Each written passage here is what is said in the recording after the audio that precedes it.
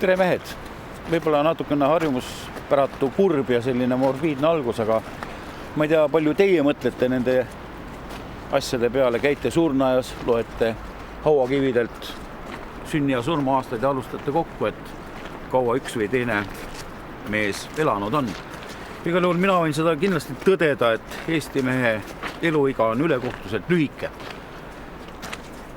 Võib-olla ma ei tea, võib-olla teate teie, kes või mis selles süüdi on see riski aldis käitumine, on selline ükskõikne suhtumine iseenda tervisesse. Aga igal juhul fakt on see, et liiga tihti jäävad päris noored naised, jäävad väikesed lapsed ilma isata. 15 aastat tagasi kuputas ka minule uksele, kuidas ma ütlen, mõistushääl, ütlemaks seda, et Tarmo, et sellises vaimus või sellises joones enam jätkata kindlasti ei saa. Mu süda, mis siin sees on, pump, vajas päris põhjalikku remonti, vajas päris põhjalikku vahele sekkumist. Ja kui ma hakkan selle peale mõtlema, et samal aastal 1996 sündis mul ka tütar, et kui oleks olnud neid häid arste ja sellist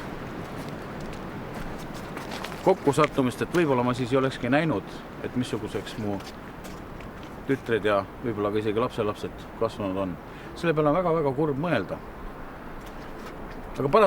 Aga paraku peab selle peale mõtlema, et kas me tõesti ise midagi teha ei saa, kas me saame nentida näiteks sama, ütleme, süüdimatut küsimust nagu, et kas me sellist Eestit tahtsime. Samamoodi nentida, et ju siis saatus või Jumal kutsus või looja kutsus teda liiga vara ära. Kas ta tõesti oleks ise saanud selle jaoks midagi teha? Muuta oma harjumisi, muuta oma vaadet elule. Kõigepealt võib-olla visata. Muuseas, ma olin ju ahesuitsetaja, 2 üle 2 pakki päevas. Ma ei kujuta praegu ettegi, et ma peaksin seda tegema. Miks ma ennast kulutan, miks ma ennast ise selle igavese rahu paika liiga rutuga viin ja teen. Head sõbrad, ma kutsun teid täna kaasa andma endale kõigepealt aru, usaldama arste, minema nenda juurde, küsima, et kas tõesti ma midagi ise teha ei saa. Tulge ja olge need mõnekümned minutid koos minuga. Eesti mehe eluiga on Euroopas üks vähemaid. Et kui nii see sinu või naisterahva poole pealt kõrvalt vaadata, et kas Eesti mees elab väga sellist enesehävistuslikku elu? Jah, kohati kindlasti. Aga mis on need, mis eelkõige sinul nagu silma hakkab? No näiteks liigne alkoholi tarbimine, suitsetamine, vähe tehakse sporti, elatakse liiga nagu kahjulikult, süüakse palju rämpstoitu, et kõik selline. Et kas sul on oma meespool olemas juba? Jah. Kas sa teda harid ka selles suhtes ja sunnid teda millekski? Harin ikka, jah. Kui palju sellest kasu on, ma ei tea. Ei võta õppust? Ei. Selles mõttes nagu tüüpiline Eesti mees? Jah.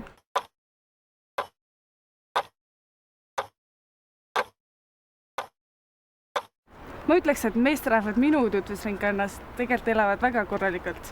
Mida see tähendab korralikult? Ei ole sellist suitsetamist, joomist, on pigem selline sportlikud eluviisid ja eneseest hoolitsemine. Sellised nagu näidismehed? Jah, aga küllap see on ka seotud mõnes mõttes ka usuliste tõekspidamistega, et oma keha eest tuleb hoolt kanda, et sellega ei saa käituda nagu eneseväärtuslikult. Jah, et nagu vaimu eest tuleb ka keha eest hoolt kanda. Et kui sinu teha oleks, sa ajaksid mehed igal hommikul üles kuskile jalutama, vähemalt jalutama või jooksma mingisugust trenni tegema? Ma arvan küll, jah. Aga see peaks olema nauding. Et sunni peale ei saa midagi teha, eks? Ei, kindlasti mitte. Mida mees peaks tegema, et olla noor mees peaks tegema või mees terve elu, et olla naisterahva jaoks atraktiivne?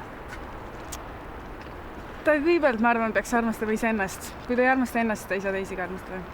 Veel midagi?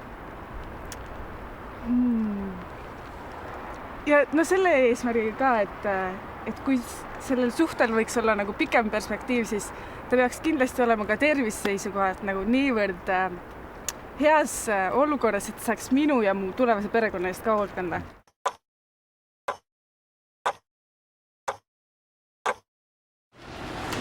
Ma räägin sulle natukene iseendast, et siis võib-olla ei teki enam küsimust, et miks just mina.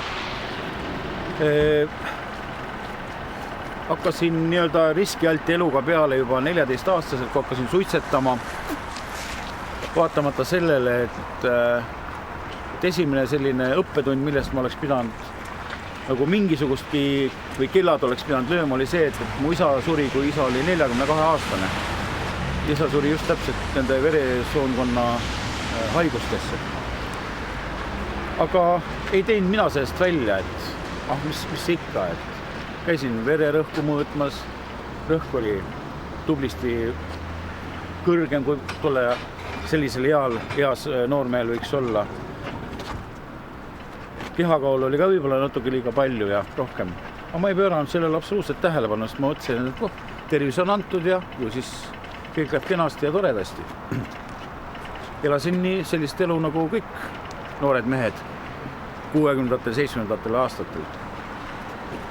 Kui ühel päeval hakkasin tundma, et midagi on natuke nagu teistmoodi, et midagi on nagu valesti.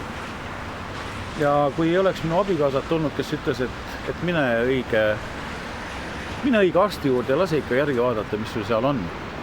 Ja ma arvan, et ma läksin esimest korda, kui ma olin 32-aastane, kui mul andis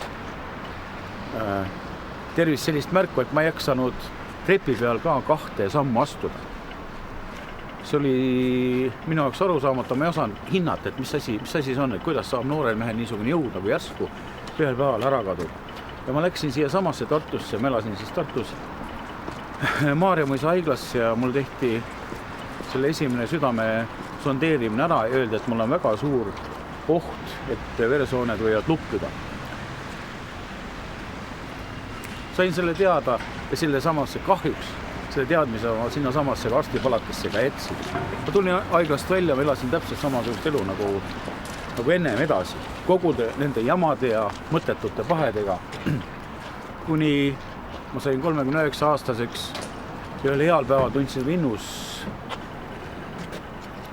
kuidas ma ütlen, sõnu seletamatut pressingut ja survet ja muud jäänud üle, kui abikaasale ütles, et kutsume siis kiirabi ja kui kiirabi tuli koha, tegi kodus mul EKG ära ja ta ütles, et see infarkt oli nagu õpikust maha kirjutatud, kõiki oma tunnusmärkidega.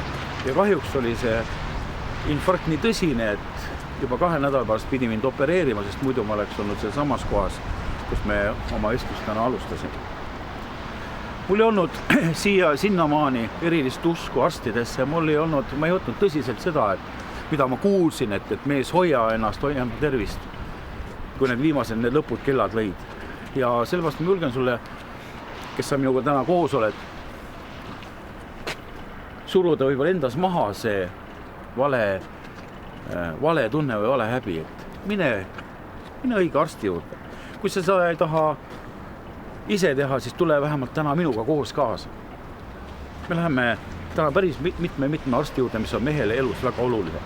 Ja me hakkame peale minu murega, kunagise murega.